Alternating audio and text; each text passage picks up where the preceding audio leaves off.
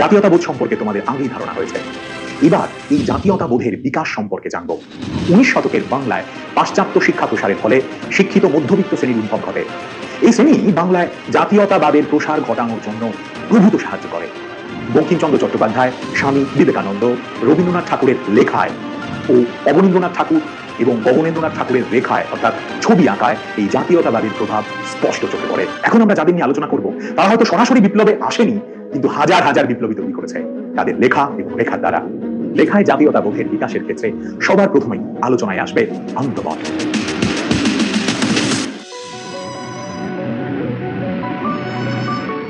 সাহিত্য সম্রাট বঙ্কিমচন্দ্র চট্টোপাধ্যায় সম্পর্কে আমরা সকলেই কিন্তু কম বেশি জানি।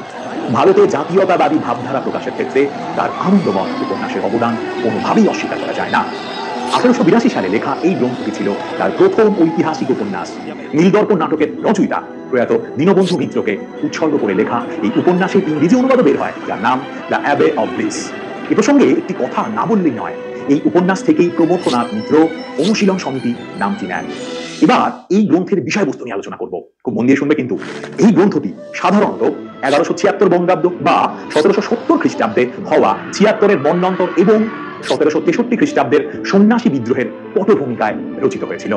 76-এর মন্বন্তর বহু সাধারণ মানুষের জীবন ও জীবিকাকে একেবারে ধ্বংস করে দেয়।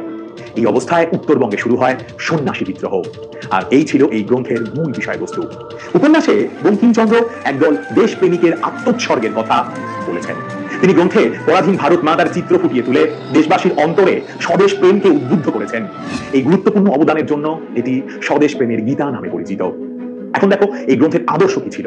এই গ্রন্থে তিনি হিন্দু ধর্ম ও জাতীয়তাবাদের যে অসাধারণ সমন্বয় ঘটিয়েছেন তা কিন্তু আমাদের আশ্চর্য করে। এই গ্রন্থের আদর্শে বহু বিপ্লবী অনুপ্রাণিত হয়। 1875 সালে তিনি বন্দে মাতরম গানটি লেখেন। এই উপন্যাসে তিনি এই গানটি ব্যবহার করেন। গানটি ছিল স্বদেশ প্রেমের বীজ মন্ত্র। স্বদেশীয়দের এই গান তাদের শিরায় শিরায়, তাদের প্রত্যেকটা শরীরে শিহরণ জাগাতো, তাদের ধমনীতে ধমনীতে শিরায় শিরায় ছড়িয়ে পড়ে। ফলে এই গান জাতীয় আন্দোলনের ক্ষেত্রে রণসঙ্গীতে পরিণত হয়। বিপ্লবীরা এই গান গেয়ে হাসি মুখে ফাঁসির মঞ্চে গিয়ে দাঁড়ান। 1907 সালে ভিকাজি কামা অর্থাৎ ভিকাজি রুস্তম কামা প্রথম জাতীয় পতাকার যে রূপদান করেন তাতে বন্দে মাতরম কথাটি লেখা ছিল সংস্কৃত হরফে। 1896 সালে কংগ্রেসের জাতীয় অধিবেশনেও গানটি রবীন্দ্রনাথ ঠাকুর স্বয়ং গিয়েছিলেন, অর্থাৎ কবিগুরু এই গানটি নিজের গলায় গাইলেন। বঙ্কিমচন্দ্র এই উপন্যাসে বলেছেন যে দেশমাতা হলেন মা, দেশপ্রেম হলো ধর্ম, দেশ সেবা হলো পূজা। তার এইসব উক্তি ও বন্দে মাতরম গান দেশের যুব সম্প্রদায়ের মধ্যে এক অদ্ভুত উন্মাদনার সৃষ্টি করে। এই ধরনের ধ্যান ধারণা প্রচারের জন্য সরকার বইটির উপর তখন নিষেধাজ্ঞা জারি করে, কিন্তু 1947 খ্রিস্টাব্দের স্বাধীনতার পরে এই নিষেধাজ্ঞা তুলে নেওয়া হয়। এবার ভারতে জাতীয়তাবাদী আন্দোলনে বর্তমান ভারতের গুরুত্ব জানব।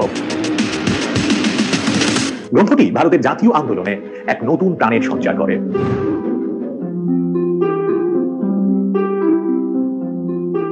গ্রন্থে স্বামী বিবেকানন্দ সমকালীন ভারতবর্ষের যে অবস্থার কথা তুলে ধরেন তার দ্বারা আমরা দেখতে পাই যে জাতীয়তাবোধ বিকাশের পথ আরো ত্বরান্বিত হয়েছে। স্বামী শারদানন্দ এই প্রসঙ্গে বলেছেন যে স্বামী বিবেকানন্দের সর্বতোমুখী মানে সব ধরনের প্রতিভা প্রসূত বর্তমান ভারত বাংলা সাহিত্যে এক অমূল্য সম্পদ। 1899 সালে রামকৃষ্ণ মিশনের মুখপত্র উদ্বোধন পত্রিকা বার হয়। এতেই তার বিভিন্ন রচনা যেমন পরিব্রাজক, প্রাচ্য ও পাশ্চাত্য, ভাববার কথা বর্তমান ভারত প্রবন্ধের আকারে প্রকাশিত হতে থাকে। এর মধ্যে সর্বাপেক্ষা প্রচলিত হলো বর্তমান ভারত, যা ছিল দেশাত্মবোধের এক নতুন পথের দিশা। 1899 সালে প্রবন্ধ আকারে এই পত্রিকাতে এবং পরে 1905 সালে গ্রন্থ আকারে এই বইয়ের রচনা প্রকাশিত হয়। এবার দেখো এই বইয়ের ইতিহাস বিশ্লেষণ করবো, খুব মন দিয়ে শুনবে। এই গ্রন্থে স্বামীজি নগ্ন সাম্রাজ্যবাদী ব্রিটিশ শক্তির থেকে দেশ মাতার মুক্তির কথা বলেছেন। তিনি দেশের যুব সম্প্রদায়কে জাগিয়ে তুলতে বলেছেন বীরভোগ্যা বসুন্ধরা। তিনি আরো বলেছেন, তিনি বলেছেন ওঠো জাগো, নিজের প্রাপ্য বুঝে নাও, অর্থাৎ আর কতদিন পরে পরে মার খাবে, নিজের হক তুমি ছিনিয়ে নাও। এই গ্রন্থে তিনি সংক্ষেপে ইতিহাসকে বিশ্লেষণ করেছেন। তিনি এর পাশাপাশি দেশের গরিব ও দরিদ্র মানুষদের কথাও বলেছেন। তিনি এই গ্রন্থে ভবিষ্যৎবাণী করেছেন যে ভবিষ্যতে ভারতীয় সমাজের শূদ্র জাগরণ হবে ও তাদের আধিপত্য প্রতিষ্ঠিত হবে, কারণ তার মতে সমাজের এই সব খেটে খাওয়া মানুষদের হাতেই সমাজের ভিত রয়েছে। তাই তিনি এই গ্রন্থে জাতি, ধর্ম, বর্ণ নির্বিশেষে সকল ভারতবাসীকে ভাইয়ের মতো দেখেছেন। এইভাবেই তিনি এক নতুন ভারতবর্ষ গড়ে তোলার পথ প্রশস্ত করেছেন তার এই বর্তমান ভারতের মধ্যে দিয়ে। এবার দেখো, এই গ্রন্থে তিনি যে স্বদেশ মন্ত্র দিয়ে যুব সমাজকে জাতীয়তাবাদে উদ্বুদ্ধ করেছেন সেই বিষয় নিয়ে আলোচনা করব। মন দিয়ে শুনছো তো? দেশের তরুণ সমাজকে জাগরিত করার জন্য তিনি গ্রন্থের শেষ অনুচ্ছেদ একবারে শেষে এসে স্বদেশ মন্ত্র দিয়েছেন, যেখানে তার ভারত মাতার প্রতি শ্রদ্ধা আবেগের ভাব স্পষ্ট। তিনি বলেছেন, হে ভারত, এই পরানুবাদ, পরানুকরণ, পরমুখাপেক্ষা, এই দাস সুলভ দুর্বলতা, এই ঘৃণিত জঘন্য নিষ্ঠুরতা এই মাত্র সম্বলে তুমি উচ্চাধিকার লাভ করবে।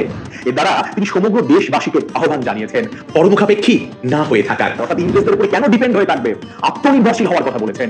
নিজেদের চেষ্টা, নিজেদের উদ্যোগে ভারত মাতার পরাধীনতা দূর করার কথা তিনি জানিয়েছেন। তিনি আরো বলেছেন, ভারতবাসী আমার ভাই, ভারতবাসী আমার প্রাণ, ভারতের দেবদেবী আমার ঈশ্বর, ভারতের সমাজ আমার শিশু সজ্জা, আমার যৌবনের উপবন, আমার বার্ধক্যের বারাণসী। বলো ভাই, ভারতের মৃত্তিকা আমার স্বর্গ, ভারতের কল্যাণ আমার কল্যাণ। এইভাবেই তিনি তার গ্রন্থে পাশ্চাত্যের অনুকরণ বাদ দিয়ে, অর্থাৎ ইংরেজদের অনুকরণ বাদ দিয়ে দেশের সেবা করতে বলেছেন। এই গ্রন্থ পড়ে এটা খুব ভালো করে বোঝা যায় যে এই গ্রন্থটি শুধুমাত্র স্বাধীনতার যুগেই নয়, বর্তমানেও ভীষণভাবে প্রাসঙ্গিক। শ্রী অরবিন্দ ঘোষ স্বামীজিকে জাতীয় জীবনের গঠনকর্তা বলেছেন, কারণ তার এই স্বদেশ প্রেমের দীক্ষা ভারতবাসীকে জাতীয় আন্দোলনে আরেক পদক্ষেপ এগিয়ে দেয়। এবার আসি আমাদের পরবর্তী আলোচ্য বিষয় সম্পর্কে। রবীন্দ্রনাথের সাহিত্য কীর্তির কথা তোমরা সকলেই জানো। স্বদেশ প্রেমের প্রসার ঘটানোর ক্ষেত্রে তার অবদানও আমরা দেখেছি, কি তাই তো? দেখেছি তো? গোরা তার সেই অবদানেরই একটা দিক। গ্রন্থটি 1910 সালে গ্রন্থাকারে প্রকাশিত হয়। এই গ্রন্থে তিনি সামাজিক ও নৈতিক আদর্শ নিয়ে মানুষের মনের দ্বিধা, সংশয়ের দিকটি ভীষণভাবে তুলে ধরেছেন। প্রসঙ্গে একটা কথা বলে রাখি, এই গ্রন্থটি তিনি তার পুত্র রথীন্দ্রনাথ ঠাকুরকে উৎসর্গ করেন। যাই হোক, এই গ্রন্থে রবীন্দ্রনাথ ঠাকুর ভারতবর্ষকে দেখিয়েছেন। সেই ভারতবর্ষে কুসংস্কার, অজ্ঞতা, দরিদ্রতা, পাশাপাশি রয়েছে দেশবাসীর মধ্যে ঐক্য, দেশের প্রতি ভালোবাসা, রয়েছে সংস্কৃতির বৈচিত্র্য। আর গোরা, এই যুবকটি ভারতের এই সত্যি রূপের সন্ধানী। গোরার চোখ দিয়েই রবীন্দ্রনাথ এই গ্রন্থটিকে সুন্দর করে তৈরি করেছেন। নিকটবর্তী গ্রামবাসীদের খবর নিতে গিয়ে এই সত্য উপলব্ধি করে। কে উপলব্ধি করে? গোরা। সে বোঝে যে পল্লী সমাজের মানুষের মধ্যে সামাজিক বন্ধন শক্ত, তবে এই সমাজে মানুষ বিপদে ভরসা দিতে পারে না, কারণ সামাজিক আচার অনুষ্ঠান মানুষের মধ্যে বিভেদের সৃষ্টি করে। গোরা এই সমাজের প্রতি তীব্র আঘাত আনে। এবার দেখবো আমরা গোরার স্বদেশ প্রেম। উপন্যাসে আমরা দেখতে পাই যে গোরা হলো এক নিষ্ঠাবান দেশপ্রেমিক, একজন স্বদেশী, একজন ভারতীয়। চরম দুঃখ, দারিদ্র, অভাব সত্ত্বেও তার দেশের প্রতি ভালোবাসা অটুট। অন্যান্য স্বদেশ প্রেমীর মতো সে ইংরেজদের সাথে লড়াই করলে নিজেকে গর্বিত বলে মনে করে। প্রতিটি ভারতবাসীকেই সে নিজের একান্ত আপন বলে মনে করে। দেখো এবার গোরার যে উত্তরণ হবে, খুব মন দিয়ে দেখো। প্রকৃতপক্ষে গোরা কিন্তু একজন আইরিশ। শুনলে আটকে উঠবে, গোরা ছিল একজন আইরিশ, ধর্মে সে খ্রিস্টান। তার জন্ম পরিচয় না জানা পর্যন্ত সে ছিল একজন ব্রাহ্মণ সন্তান। তবে তার এই হঠাৎ বেরিয়ে যাওয়া সত্যের জন্য সমস্ত মন্দিরের দরজা তার কাছে বন্ধ হয়ে যায়। কিন্তু আমরা ভীষণভাবে লক্ষ্য করি যে এখানেই তার অসীম মনোবল। সে অভিমান নিয়ে সরে যায় না, সে নিজেকে একজন ভারতবর্ষীয় বলে পরিচয় দেয়। সে কথাও বলে তার কাছে হিন্দু, মুসলিম, খ্রিস্টান কোনো ধর্মেরই কোনো বিভেদ নেই, ভারতের সকল বর্ণ তার নিজের বর্ণ। এইভাবে ঘটে গোরার উত্তরণ। এবার দেখো গোরার ভারতবর্ষ কেমন। নিজের প্রকৃত পরিচয় জানার পর গোরা তার পালিত মা বাবাকে প্রণাম করে বলে ভারতবর্ষই তার মা, যে মাকে সে এতদিন খুঁজে এসেছে। সে বলে তার ভারত মায়ের জাত নেই, বিচার নেই, ঘৃণা নেই। সেই প্রথম যে বুঝলো তার প্রকৃত মা হলো দেশমাতৃকা ভারতবর্ষ। এবার দেখো এই গ্রন্থে প্রকৃত ভারতবর্ষের কি রূপ দেওয়া হয়েছে। ভারতের এই রূপই আসল রূপ, যেখানে কোনো বিভেদ নেই, কোনো গোড়ামি নেই, জাতি, ধর্ম, বর্ণ নির্বিশেষে সকলেই আমরা দেশবাসী, সকলেই আমরা ভারতীয়। তাই শেষে আমরা বুঝতেই পারছি ভীষণভাবে যে রবীন্দ্রনাথ ঠাকুর কতখানি বৃহৎ, মানে বড় দৃষ্টিভঙ্গি দিয়ে ভারতবর্ষকে দেখেছেন। আর এটাই ছিল তার ব্রিটিশ বিরোধী আন্দোলনে দেশপ্রেমের মূল মন্ত্র। সাহিত্যের মতো শিল্পকলার মাধ্যমেও ভারতে জাতীয়তাবাদী ভাবধারার প্রসার ঘটে। তেমনই একটি উদাহরণ আমরা এখন আলোচনা করব। রবীন্দ্রনাথ ঠাকুরের ভাইয়ের ছেলে অবনীন্দ্রনাথ ঠাকুর তার চিত্রকলার মাধ্যমে স্বাদেশিকতার প্রসার ঘটান।